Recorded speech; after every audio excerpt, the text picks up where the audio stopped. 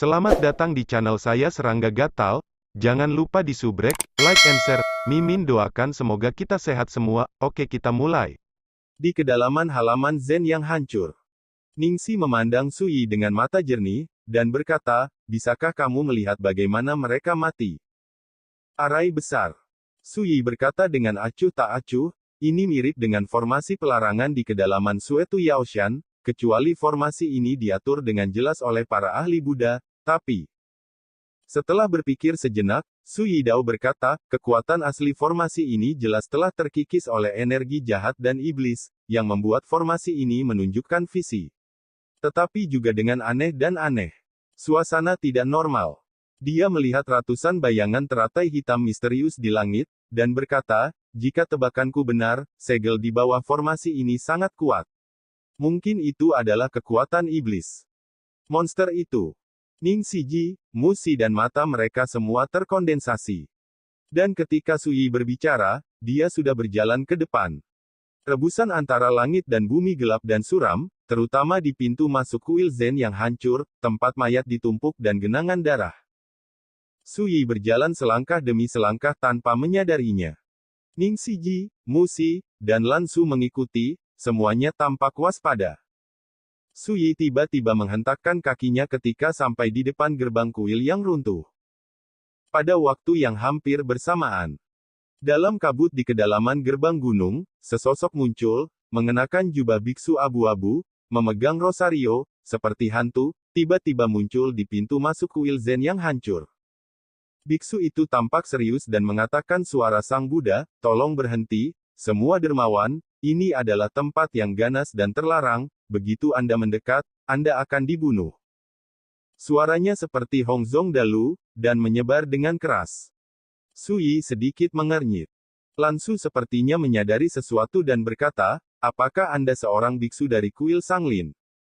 Mata biksu itu seperti listrik, dia memandang Lansu, dan berkata, pendonor wanita ini memiliki penglihatan yang bagus, biksu yang malang itu berasal dari aula lohan kuil Sanglin di Dakin, dan hukum No. Jueheng. Mata Lansu sedikit menyipit, seolah-olah dia sedikit terkejut, dia dengan cepat mengirimkan suara ke Suyi dan yang lainnya, mengatakan, para biksu dari generasi Juezi di kuil Sanglin semuanya adalah master kelas 1 di ranah seni bela diri bawaan. Jauh dari sebanding dengan seni bela diri bawaan di dunia sekuler. Ningxi Ji dan Musi sama-sama terkejut. Kekuatan kultivasi seperti orang-orang di gunung, terlepas dari duniawi, dan metode kultivasi yang mereka kuasai jauh dari sebanding dengan para pejuang duniawi. Sama seperti seni bela diri bawaan yang sama, para pejuang yang keluar dari kekuatan kultivasi dapat dengan mudah membunuh orang-orang dari alam yang sama di dunia sekuler.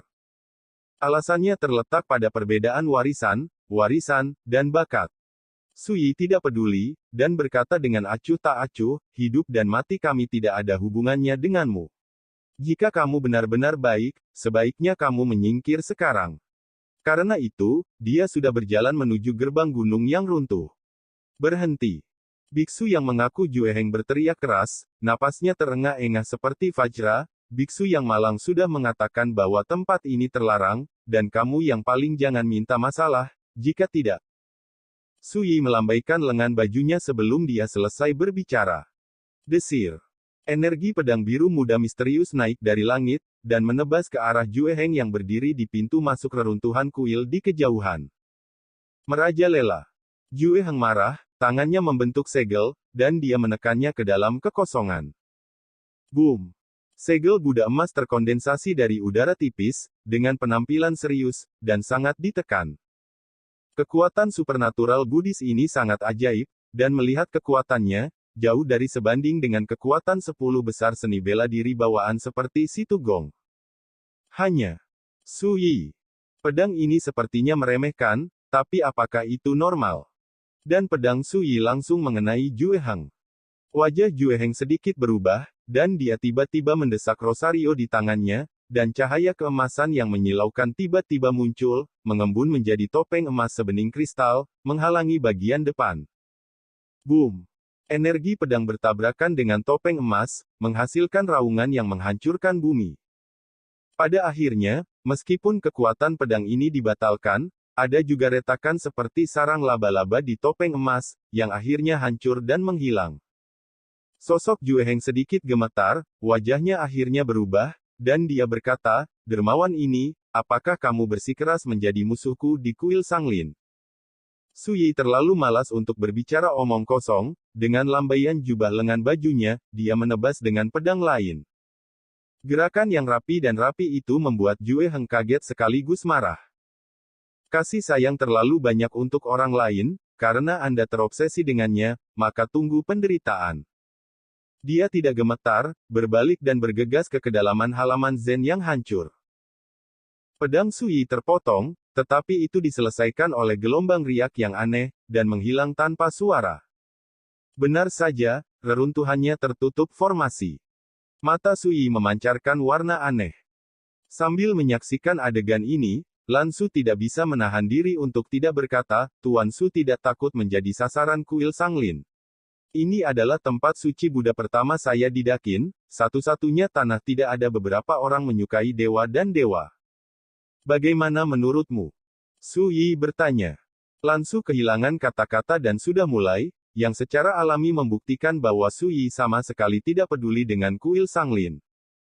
Ning Xiu mengingatkan dengan lembut, "Lan Su, kita akan mendobrak reruntuhan kuil Buddha ini nanti, saya khawatir akan ada konflik dengan para praktisi Buddha di kuil Sanglin, bersiaplah." Lan Su mengangguk. "Kamu ikuti aku." Berbicara, Su Yi telah melangkah maju. Boom! Begitu Su Yi dan rombongannya memasuki pintu masuk kuil Buddha yang hancur, awan dan kabut di sekitarnya tiba-tiba bergolak. Ini jelas merupakan lingkaran kabut, tidak hanya memiliki efek memblokir, tetapi juga lingkaran pembunuhan yang mengerikan. Satu demi satu, naga awan, yang panjangnya puluhan atau ratusan kaki, murni terdiri dari aura ganas, seperti tali raksasa, dengan panik melingkari dan menekan mereka.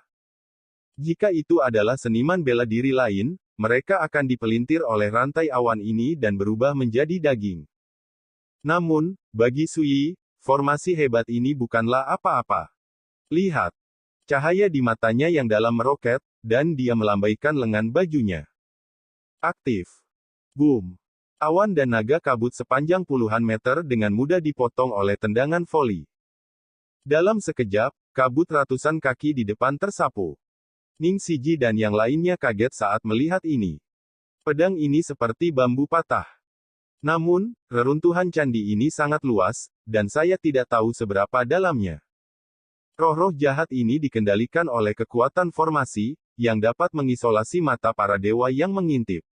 Meskipun Su Yi telah mengembangkan kekuatan para dewa sekarang, dia hanya bisa merasakan jarak 3 kaki. Penglihatan. Namun, Su Yi terlalu malas untuk memperhatikan hal ini. Ini hanya formasi kabut, tidak perlu repot untuk memecahkannya, cukup digulung saja. Dentang. Pedang Xuanwu muncul di telapak tangan. Potong, potong, potong. Kultivasi Su Yi sedang berjalan, jubah hijaunya sedang berburu, dan dia menebas dengan pedangnya. Dengan kultivasinya saat ini, dikombinasikan dengan keterampilan kendonya, kekuatan pedang yang ada dapat mengancam kehidupan Xiantian Wuzong. Jalan yang akan datang. Ini adalah, satu matikan 10 klub. Apapun formasi halusmu, aku akan menghancurkannya sendiri. Orang ini benar-benar master tingkat kedua. Lan Su terkejut, dan wajah cantik dengan garis halus penuh kejutan. Adapun Ning Siji dan Musi, mereka sudah lama melihatnya. Segera, sekelompok orang melewati formasi berkabut ini dan tiba di sebuah kolam yang kering. Tempat ini juga reruntuhan, bobrok, samar-samar terlihat bahwa tempat ini awalnya adalah dojo besar, dan kolam kering terletak di tengah dojo. Dan di setiap tulangnya, tumbuh teratai hitam yang aneh, ratusan ribu, bergoyang. Ketika dia tiba di sini, mata hitam Su Yi sedikit menyipit, dan indera spiritualnya sangat menyadari bahwa ada formasi terlarang yang sangat aneh di dunia ini. Ternyata penampakan teratai iblis hitam yang kami tunjukkan di bawah langit luar sebelumnya berasal dari sini. Su Yi terkejut. Kolam teratai dibuka di tengah dojo ini. Awalnya adalah tempat umat Buddha membuka altar mereka dan membabarkan kitab suci. Itu adalah yang paling suci dan khusyuk. Dasar formasi. Mayat-mayat busuk di kolam harus ditinggalkan oleh para pejuang yang sudah lama mati di sini. Berkumpul bersama menjadi kekuatan untuk menjalankan formasi besar. Menarik, tempat ini tidak sesederhana halaman pembudidaya Buddha, diduga kekuatan pembudidaya iblis dan sekte sihir bercampur. Sama seperti yang dipikirkan Sui. Musi tidak bisa menahan diri untuk tidak berkata, saya datang ke sini saat itu, tetapi pada waktu itu, tidak ada monster hitam di kolam ini.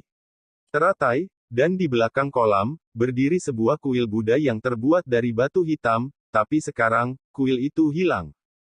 Apa gunanya kuil Buddha? Ning Sijia berkata dengan rasa ingin tahu.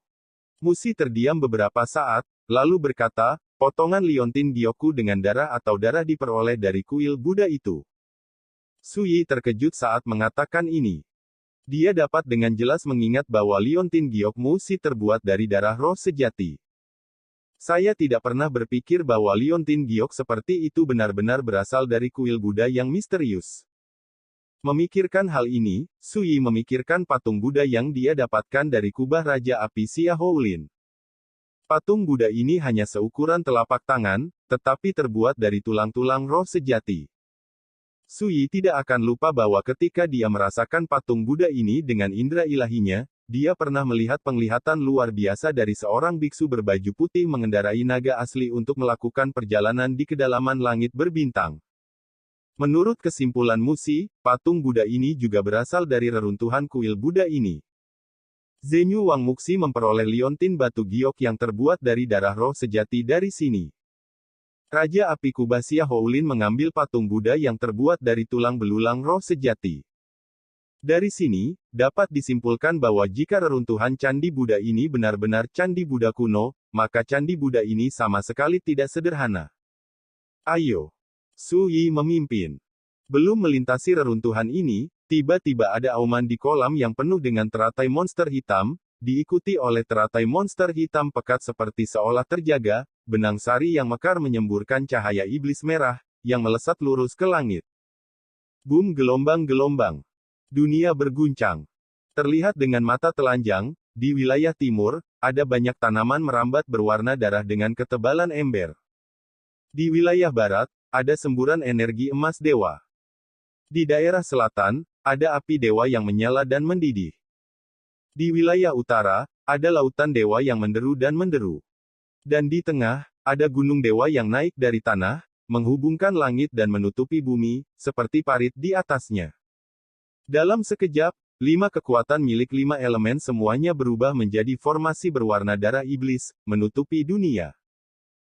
Ning Siji dan yang lainnya merasa gugup, ekspresi mereka sangat serius, ini tidak diragukan lagi merupakan formasi pembunuhan yang sangat menakutkan, yang membuat mereka semua merasakan ancaman fatal yang kuat. Tapi saya melihat Sui menggelengkan kepalanya sedikit dan tertawa ringan, jika ada formasi lain, saya harus menghabiskan sedikit lebih banyak usaha, tetapi formasi besar berdasarkan 5 elemen ada di depan. Dari saya, itu akan menjadi penghinaan yang ditimbulkan sendiri. Petik 2. 5 elemen, kekuatan paling dasar dari Tao Jimat, dari mana misteri tak terbatas jimat berasal. Meskipun Sui bukan jimat sungguhan, dia telah membaca seluruh dunia di kehidupan sebelumnya, dan secara alami memiliki banyak pengalaman dalam membentuk dan menghancurkan formasi. Saya melihatnya berjalan lurus ke depan seperti berjalan-jalan. Boom! Begitu mereka memasuki formasi, seluruh formasi 5 elemen meraung. Pertama-tama, ada api yang tak terhitung jumlahnya, memenuhi langit. Api yang mengamuk ini, dengan aura berwarna darah dan iblis yang ganas, dapat membakar emas dan mendidihkan besi, dan memiliki kekuatan korosif dan ganas. Tapi Suyili mengabaikannya, perisai esensi sejati muncul dari sosoknya, yang secara langsung memblokir api yang mengamuk dari jarak 3 kaki, dan berjalan ke lingkaran sihir selangkah demi selangkah. Boom! Formasi itu tampak terprovokasi, mengaum. Saya melihat semburan darah datang, yang semuanya diubah oleh esensi air, seperti tsunami. Berikutnya, irisan pedang, dan tombak berwarna darah meraung seperti senjata ajaib. Ada banyak tanaman merambat berwarna darah yang berputar, seperti cambuk menari, menebas. Yang paling menakutkan adalah batu-batu besar berwarna darah berguling-guling di gunung besar seperti parit, seperti hujan meteorit yang jatuh dari langit, bergemuruh dan keras mengerikan. Emas, kayu, air, api, bumi, kekuatan yang berasal dari 5 kekuatan, semuanya meletus pada saat ini. Ning Xiyu dan yang lainnya ngeri, semuanya mengerahkan senjata dan siap bertarung, tetapi di hadapan kekuatan formasi yang begitu menakutkan, mereka masih merasa patah hati dan tak berdaya. Ini membuat mereka curiga bahwa bahkan jika Dewa Tanah datang, akan sulit bagi mereka untuk melawan kekuatan semacam itu. Tapi pada saat ini, bibir Su Yi tertawa samar. Pedang Xuanwu di tangannya tiba-tiba terangkat ke kehampaan. Di pedang gelap seperti malam, pola padat yang tidak jelas dan misterius tercermin, seperti lapisan pusaran air lubang hitam, naik dari langit. Perintah menelan. Penggunaan sihir. Pada saat ini, digunakan oleh Su Yi untuk menghancurkan formasi. Saya melihat dalam kehampaan, semburan berwarna darah yang mengalir lebih dulu, seperti 10.000 mengalir ke laut, ditarik dan ditelan oleh pola dekrit yang berputar-putar, tidak dapat mendekati Su Yi dan yang lainnya. Formasi dari 5 elemen terbentuk dan bekerja satu sama lain, dan ketika ditarik, formasi lain juga akan menderita. Istirahat. Su Yi membanting pedang Xuanwu, dan dekrit menelan menyeret aliran besar berwarna darah, menyapu langit menuju lautan api berwarna darah yang mengepul. Kekuatan gerakan tanah di pegunungan berwarna darah yang megah diikuti oleh dampak yang sangat mengerikan. Boom! Ledakan. Dalam sekejap, seluruh arai besar 5 elemen benar-benar kacau. Arai juga dalam keruntuhan. Hanya dalam beberapa napas, di bawah tatapan Ning Siji dan yang lainnya, seluruh formasi pembunuhan yang menutupi langit dan bumi runtuh. Ini. Mata indah Lansu melebar, menatap Su Yi dengan ekspresi monster. Formasi pembunuhan seperti itu dihancurkan seperti ini. Ning Siji dan Mu Si saling memandang dan menghela nafas, dari saat mereka bertemu Su Yi hingga saat ini, mereka berdua merasa seolah-olah tidak ada hal seperti itu di dunia ini. Yi. Kabut menghilang, cahaya dan hujan menghilang. Ketika formasi hebat ini menghilang, pemandangan di hadapanku tiba-tiba berubah. Rasanya seperti menembus banyak ilusi, mengungkapkan penampilan sebenarnya dari kuil yang hancur ini. Itu. Ning Xiyu terkejut. Seolah-olah melawan langit. Tubuh naga itu diselimuti cahaya dan bayangan keemasan. Di luar jangkauan. Semua orang kaget karena ketidakberartian mereka, terutama saat menghadapi naga emas, semua orang gemetar dan tak terkendali melahirkan kekaguman, ingin berlutut untuk menyembah. Tiba-tiba, suara Su Yi bergema di telinga semua orang. Itu hanya ilusi, jangan biarkan itu mengganggu pikiranmu.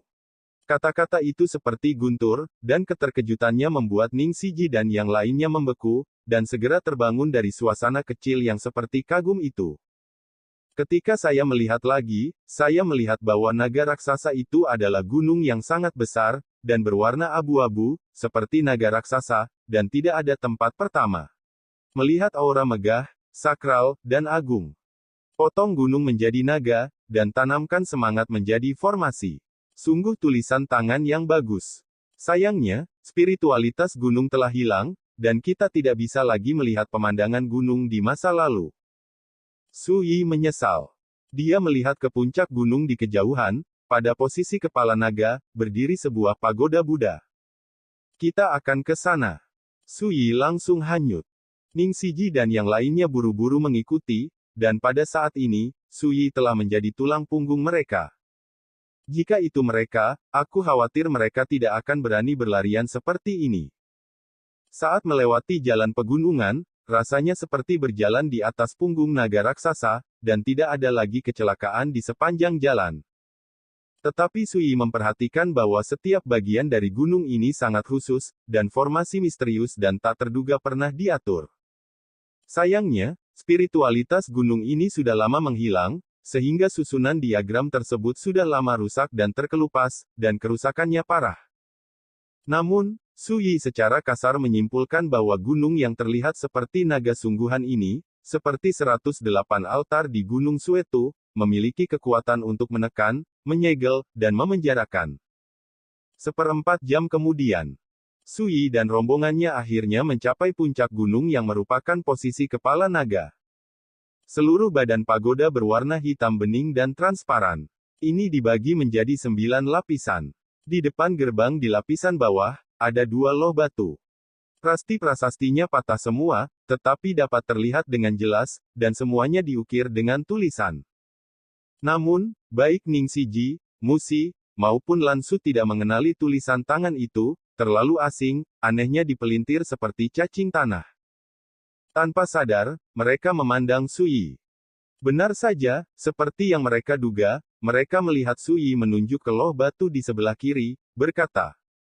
Di atas adalah 4 karakter yang diukir dalam bahasa Sanskerta Mahayana, yang berbunyi, Prajna Zen Court. Dia melihat tablet batu di sebelah kanan lagi, dan berkata, tulisan di atasnya adalah, teks rahasia roh sejati, yang merupakan jenis ciptaan yang diciptakan oleh genus roh sejati. Kuno menulis, dikatakan bahwa jenis tulisan ini dibuat berdasarkan pola dao bawaan dalam tubuh roh sejati, goresan demi goresan, dicetak dengan jejak unik dao, yang sangat misterius.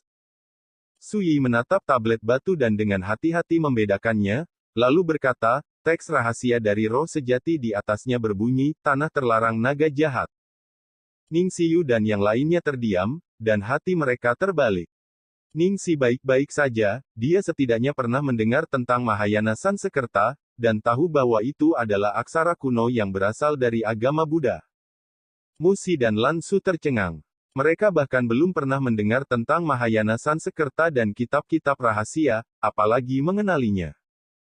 Karena ini, ketika Sui dengan santai memecahkan kata-kata di tablet batu satu persatu, itu membuat mereka merasa sangat terkejut. Saya tidak bisa tidak bertanya-tanya, apalagi yang tidak dimengerti Sui di dunia ini. Pengadilan Prajna Zen seharusnya menjadi nama kekuatan Buddhis di sini. Sui berpikir, mungkinkah, di bawah gunung ini, seekor naga asli yang melakukan kejahatan keji pernah ditekan. Memikirkan hal ini, Sui tidak bisa tidak memikirkan pemandangan yang pernah dilihatnya sebelumnya. Seorang biksu berbaju putih menjelajahi bintang-bintang dengan naga sungguhan. Prajna Zen Court ini agak menarik, ayo masuk dan lihat. Sui tidak menunda lagi, dan berjalan menuju lantai pertama pagoda. Dorong pintu dan masuk, Anda akan melihat lantai pertama pagoda, yang merupakan istana besar.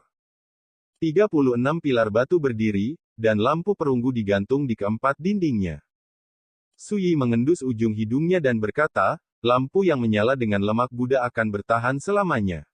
Ada banyak kekuatan besar yang berkuasa. Melihat keempat dindingnya, ada lukisan-lukisan di atasnya. Meskipun mereka telah sangat terkikis selama bertahun-tahun, Anda dapat samar-samar melihatnya. Dalam gambar, ada naga berkeliaran di langit, burung phoenix terbang, langit runtuh, dan para biarawan seperti awan.